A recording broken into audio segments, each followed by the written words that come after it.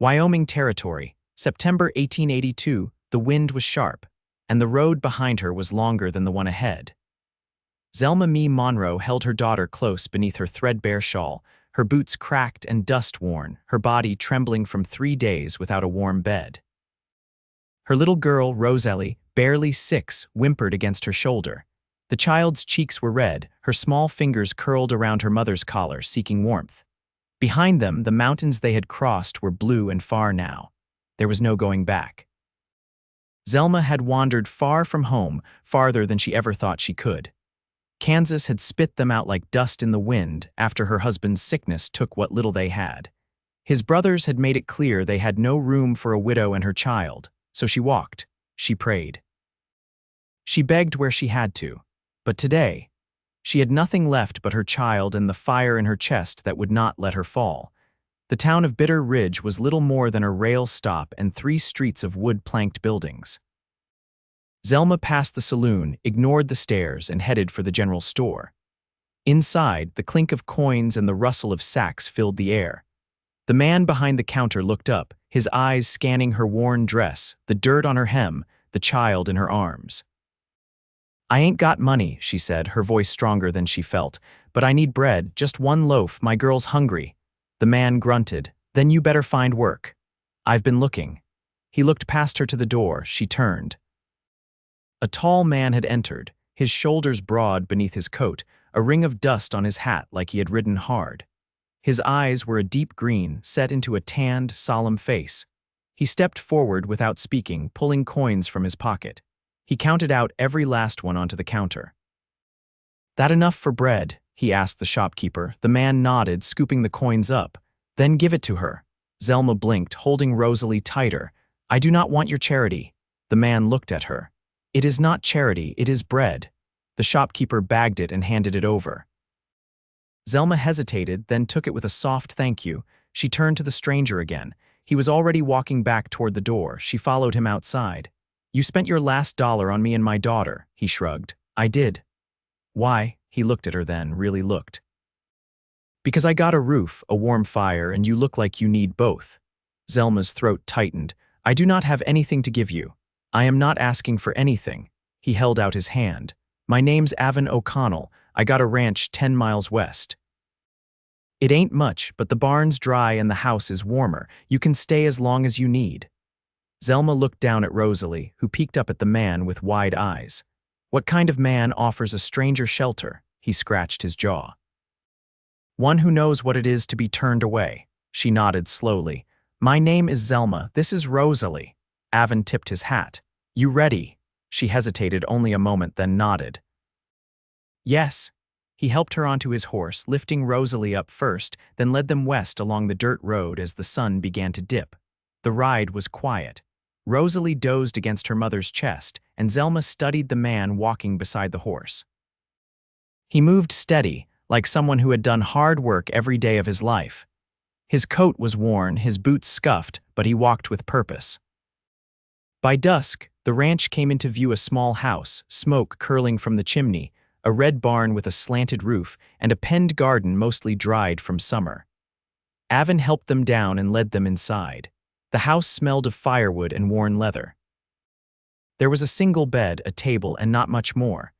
"You and Rosalie take the bed. I will sleep out in the barn tonight." Zelma touched his arm gently. "You do not have to." "I know," he said. That night she tucked Rosalie under a real quilt, her cheeks pink from the warmth. She watched her girl sleep. Then Zelma sat by the fire, the bread in her lap, and stared at the flames. Aven came in just before midnight, his shoulders draped in a blanket. "I could not sleep," he said simply. She nodded. "Me neither." He sat across from her. They did not speak for a while. The silence was not uncomfortable. It was calm. "You really gave me your last dollar," she said. "I did not need it. You do not even know me."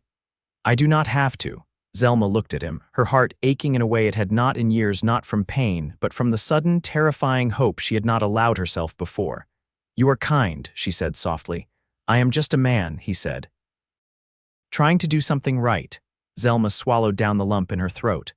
"I was not planning to stop in Bitter Ridge. I was going to keep walking. I did not think anyone would care if we just disappeared." He leaned forward, elbows on his knees. I care, she looked at him, eyes wet. Why? Aven looked away for a moment, then back. Because I lost someone once, my sister. She ran. No one helped her. I do not want to be that kind of man again. Zelma nodded, her heart thudding. I do not know what comes next, she whispered. You do not have to. You are safe now. You and Rosalie. She believed him. Somehow she did. Aven stood and pulled the blanket from his shoulders. He held it out to her.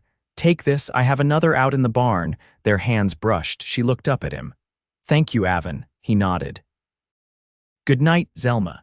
She watched him go, her fingers curling into the warmth he left behind.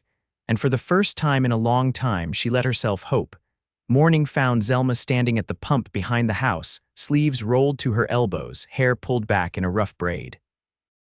Cold water bit at her hands as she filled the dented tin pail. Chickens scratched near the fence, and the sky was that pale, uncommitted blue of early autumn, the kind that held no promises. She had woken before Rosalie, careful not to stir her. The child hadn't moved all night, curled deep into the quilt, her face slack with sleep that only came after safety. Aven's voice broke the quiet. That pump sticks if you lean too hard on it. She hadn't heard him approach. He held a small stack of wood against his hip, the sleeves of his shirt rolled, his hat missing. His hair was darker than she'd thought, brushing the hollow of his throat. She stepped back from the pump. I didn't mean to break anything. You didn't. Only saying it sticks. He dropped the wood near the shed and added, I was heading to the pasture. The north fence needs mending, but there's coffee in the pot if you'd like. I'd like to earn it, she said, eyes steady on his. He paused. You any good with laundry? I've done it for pay before. Basins by the trough. You can use the kettle on the stove to heat your water. I'll carry it out for you before I go. She nodded, and he started back toward the house, then stopped. Rosalie, wake easy. Not yet. She can stay inside while you work if she does. I'll tie up the hound out back. He's loud, but he's soft if you're not a fox. Zelma gave a small nod. The pail in her hands had grown heavier, but she didn't shift it. Once he disappeared inside, she turned toward the basin. The quiet here was different than the road, less watchful, more like a silence that let itself rest. When Aven returned with the kettle, he didn't linger, just set it beside her and said, Water's hot. I'll be back before dusk. She watched him cross the field, his stride long and even, a coil of rope slung low on his hip. By mid-morning, the sun had risen enough to warm the porch. Rosalie came outside wrapped in one of Aven's flannel shirts, dragging her feet sleepily. She stood on the step, watching her mother scrub shirts against the washboard. Can I help? Zelma wrung out a sleeve. You can hand me the soap when I ask. They worked together in silence for a while, the wind tugging at Rosalie's loose hair. After the last shirt was hung, the girl leaned against her mother's side. Do we live here now? Zelma ran a hand over her daughter's head. We're staying for a while. Is it always this quiet? Not always. But sometimes quiet is good. Afternoon brought cloud cover, and Zelma took that as reason enough to sweep out the house. She found a broom near the stove and cleared the floorboard corners of straw and dust.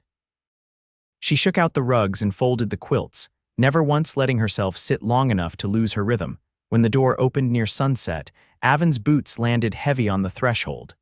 His face was damp and his shirt stuck to his back. He nodded at her, then glanced around the room. You didn't have to do all this. I needed to move, she said, lifting the broom again. He leaned against the doorframe. Fence is worse than I thought. Might take me another day. The corner posts are sunk too shallow. Do you need help? I wouldn't ask you to. You didn't. I offered. He studied her for a moment, then nodded. If you're set on it, I can show you how to brace the rails. It's slow work, but steady. She wiped her hands on her apron. I'm used to slow. That night, she cooked beans with salt pork from a jar on the shelf. Aven said little at the table, but he passed her the bread without being asked. Rosalie ate beside them, quiet but content, her feet swinging under the bench. When the girl drifted to sleep in the chair, Aven lifted her gently and carried her to the bed, laying her down with a care that surprised Zelma. He stepped back without a word, giving her space to settle her daughter. Later, he stood on the porch, arms folded, watching the stars rise over the ridge. Zelma joined him, wrapping her shawl tighter. I haven't seen a sky like this in years, she said. Too many lamps in town, he said. Out here, the dark settles like it means to stay. She looked up at the stars, then down at the land stretching out beneath them. Do you ever get lonely? His eyes stayed on the horizon. Sometimes. But I'd rather be alone than be with someone who don't know how to stay. She nodded slowly, understanding the shape of that kind of silence. Aven turned to her. You planning on leaving soon? I don't know yet. He looked back at the sky. Well, the fence'll still be there tomorrow. So will I. Zelma didn't answer. She didn't have to. The wind stirred dry leaves across the porch, and somewhere in the dark, a coyote called. Neither of them moved. The wind carried the scent of dry grass and old pine as Zelma stepped barefoot into the pasture, skirt tied up at her knees.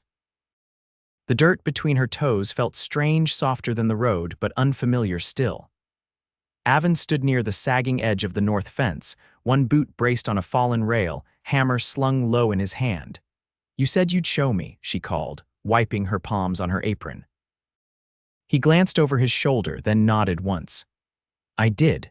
Zelma crossed the field slowly, eyes on the ground. The sun hadn't cleared the ridge yet, but the sky was light enough to work. Rosalie was asleep in the house, watched by the hound tied near the door. Zelma had left the window cracked open, just enough to hear her if she called. Aven handed her a square post brace. Hold this steady, top end flush with the crossbeam. She crouched beside him, hands on the rough wood. He knelt across from her, their arms nearly brushing. You ever build fence before? He asked. No, but I watched my father mend the chicken pen when I was little. Same idea, just bigger. He drove a nail into the brace with a practiced swing. The sound echoed against the hills. Zelma squinted at the angle. That can't be straight. It's not. The ground slopes here. You brace to the rise, not the line. She adjusted her grip, testing the tension between their pieces. How'd you come by this land? Traded 3 years of work for it. Clearing brush, hauling stone, sleeping in the loft till the house was raised. You built it yourself, he nodded. Took time, but I wanted something no one could take away. Zelma watched him hammer again. And the name? O'Connell, your people Irish, County Clare. My father came over during the famine. Died laying track in Nebraska. I was 12. She didn't answer. The wind tugged at her braid. Aven stood and wiped his brow with his sleeve. We'll need to dig a new hole for the end post. This one's rotted through. She rose with him, brushing dirt from her knees. I'll fetch the spade. He watched her go, but said nothing. By midday, the fence had taken shape, rails stacked tight against one another, braced to the slope. Zelma's hands were blistered, her back stiff, but the ache felt honest. When they paused to drink from the creek that ran behind the pasture, she crouched beside the water and let her fingers drift through the current. Aven sat beside her, elbows on his knees. You work quiet. I was taught that talking wastes breath when your hands are busy, he nodded. Still, it's good to hear a voice out here that isn't mine. Zelma looked up from the water. You ever think of marrying? Once, he said. Didn't take, she waited, but he didn't offer more. He shifted, picking up a stone and tossing it into the stream. She was the school teacher from Cheyenne. Pretty, but she wanted city lamps and a parlor rug, not fence posts and winter storms. Zelma let the silence settle between them. I was married 9 years, she said. He wasn't cruel, just tired. After the fever took his cattle, nothing came back to him, not even me. Aven didn't look away. You loved him. I did, but I think he loved the land more. She stood, drying her hands on her skirt. We should finish the last rail. They worked until the shadows stretched long across the pasture. When the final post was sunk, Aven stepped back and crossed his arms. Solid. It'll hold through winter. Zelma leaned against the top rail, chest rising steady. It's strange.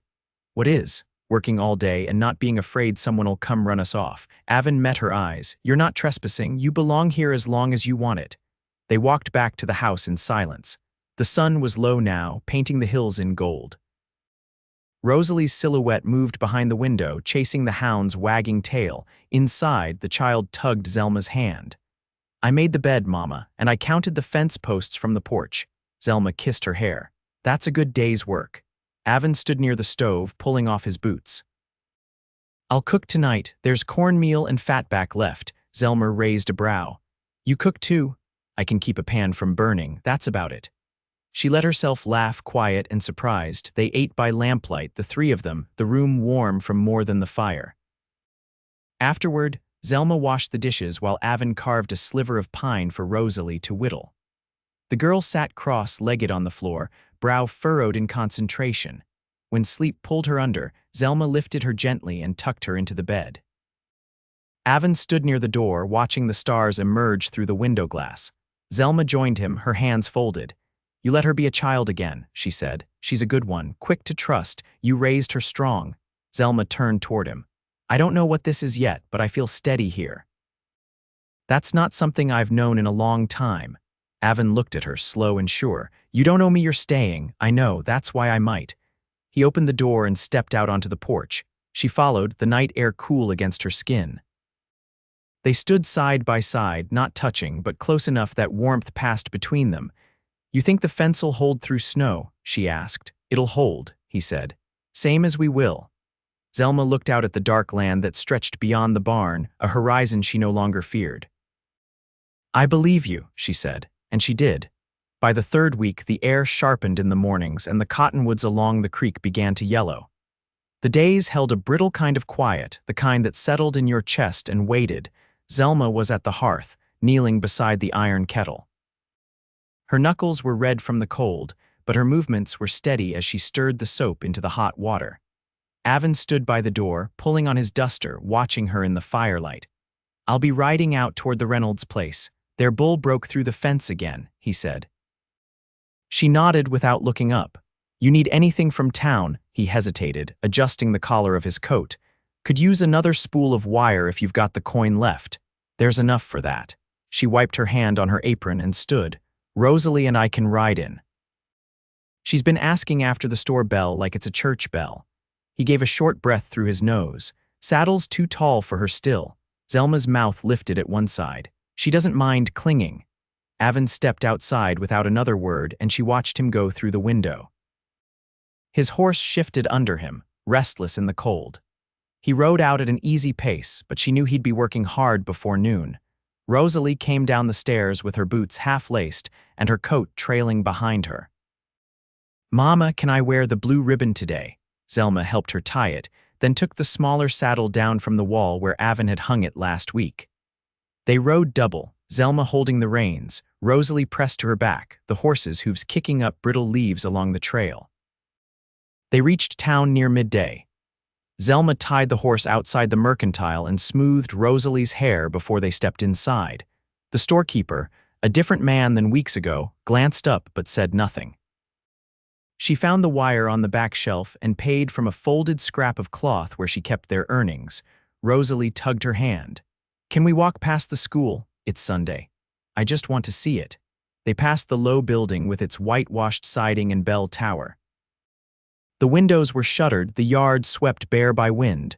Rosalie pressed her face to the glass, her breath fogging the pain. Zelma crouched beside her. "You miss it." "I never had one," she said softly. "But I want to sit at a desk like the other girls." Zelma brushed a curl from her daughter's cheek. "You will." On the ride home, the clouds thickened and broke open with a light, steady rain. They arrived soaked to the skin, and Zelma stripped Rosalie down by the hearth, wrapping her in blankets and setting her close to the coals. Aven returned after dark. His coat was slick with mud and his jaw was tight. "Fence was worse than I thought. Took most the day." He set the wire down. "You got it," she nodded, drying her hands on her skirt, and Rosalie saw the schoolhouse. He crouched beside the girl who was half asleep by the fire. "That right?" She blinked up at him. "It's real small," he smiled faintly. "It's a start." Zelma poured coffee into the tin cup beside him. "You ever go to school?" "Only long enough to learn my letters. After that, I was needed elsewhere." She leaned against the table. "She's asking for more. I want to give her that." He looked at her, eyes flickering in the fire's glow. "You could teach her." "You read better than I do." Zelma folded her arms. "You don't know that. I've seen your penmanship. It's clean. Mine looks like a cow stepped in ink." She laughed, low and warm. "I was a seamstress before I married." "Had to keep ledgers." He nodded, and silence stretched between them, comfortable and worn. Later, when Rosalie slept in the crook of a quilt, Zelma stepped out onto the porch. The rain had stopped, but the air held the scent of wet wood and soil. Aven joined her, arms crossed. "She's safe here," he said. "I know." He turned toward her, expression unreadable. "You could leave, I wouldn't stop you." I'm not ready to go, she said. He studied her a long moment. That's not the same as choosing to stay. She met his gaze. No. It isn't. A gust of wind stirred the porch, lifting the edge of her shawl. She reached out, fingers brushing his sleeve. He didn't move away. I don't know what this is yet, she said, but I'm not afraid of it. His voice was quiet. Neither am I. They stood that way until the moon broke through the clouds, silvering the hills and casting a soft sheen across the fields. Zelma looked out over the land, chest full of something she couldn't name yet but trusted. Tomorrow, she said, I'm going to start teaching her. Aven nodded. That's a good thing. She turned toward him. And maybe when there's time I'll teach you too. His mouth curved, not quite a smile. I'd like that. The night held no promises, but it didn't need to. What mattered was the steady ground beneath their feet, the quiet between them, and the sense new but certain that they were no longer walking alone. The first snow came quiet, just a thin dusting that clung to the porch rails and caught in the corners of the windows. Zelma woke early, the fire already low in the hearth, her breath visible in the still air. She wrapped Rosalie in the wool coat Aven had found in a trunk beneath the stairs, then pulled on her boots and stepped outside. Aven was in the barn, lantern swinging from its hook, his breath rising in soft clouds as he laid fresh hay. He looked up when she entered, his sleeves rolled past his elbows, the back of his neck damp with sweat. The roof's holding better than I expected, he said. Thought I'd be patching leaks by now. Zelma leaned against the stall, arms folded. We'll see come the second snow. He gave a short nod, then turned back to the mare, brushing down her flank. I've been thinking, she said, about the land behind the creek. There's space there for a garden come spring, maybe even a chicken run if the fence holds. You planning to stay that long? He asked without looking up. I'm not planning to go. He paused, then met her eyes. Good. They worked in silence after that, the kind shaped by rhythm and shared purpose, not absence. When they returned to the house, Rosalie was at the table, bent over her slate, tongue caught between her teeth as she copied a row of letters. The hound lay curled beneath her chair. Zelma crossed behind her daughter and glanced at the board. That's a better S than yesterday. Rosalie beamed. I want to read out loud next. We'll get there, Zelma said. You're learning. Later that afternoon, Aven cleared a patch of snow from the flat ground near the shed. He hammered together a narrow frame and began laying stone along its bottom edge. Zelma came out with her shawl drawn tight, watching as he worked. What's that going to be? A smokehouse, he said. I'll need to start curing meat before the real cold sets in. She stepped closer, her breath catching on the wind. You've done this before, only once. My uncle taught me back in Nebraska. We lost most of it to rot that year, but I remember enough to try again. She studied the shape he was building. If you show me, I'll help. He paused, then stood upright. You sure? It's slow work. That's the kind I do best. That night after supper, Rosalie fell asleep with her head on the arm of the chair, her fingers still curled around her chalk. Aven lifted her gently and carried her to the bed, pulling the quilt over her with practiced hands. Zelma stood by the fire, hands clasped. She's steadier now. She doesn't startle in her sleep anymore. She knows she's safe, he said. That makes a difference. She turned toward him. You've made space for us in ways you didn't have to. I did it because I wanted to, he said. Not because I felt I ought. Zelma stepped closer. You've never spoken about what you want. Aven's gaze held hers. I want to wake up to the sound of that girl dragging her boots across the floor. I want to come back from the field and see smoke from this chimney. I want to know you'll be here when I do, her breath caught. I want those things too. He reached for her hand, fingers rough and warm.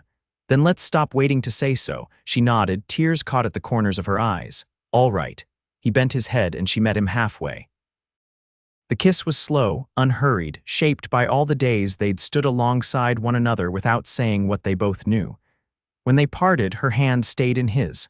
I've loved you quiet, she said, but it's still love. I've loved you in the same way, he said. And I'll keep doing it, loud or quiet, as long as you'll let me.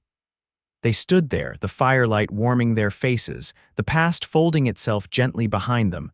The winter deepened, but within the house, warmth held. Zelma taught Rosalie her sums with kernels of dried corn, and Aven taught Zelma how to cure venison properly.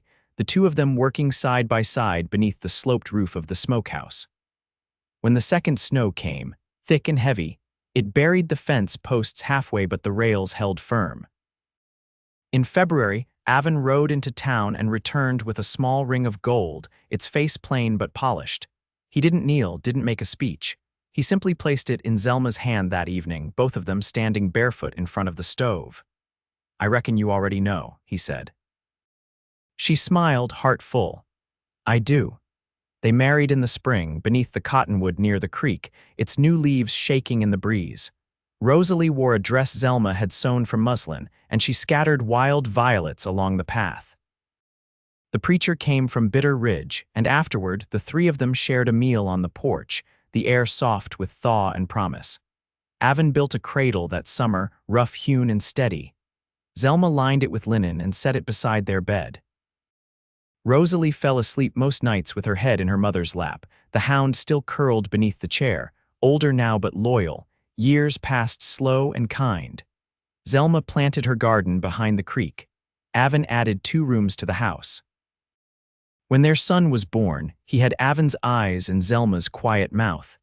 They never spoke of the road behind them, not because they'd forgotten it, but because they had walked it all the way through. And now, at last, they had nowhere else to be but home.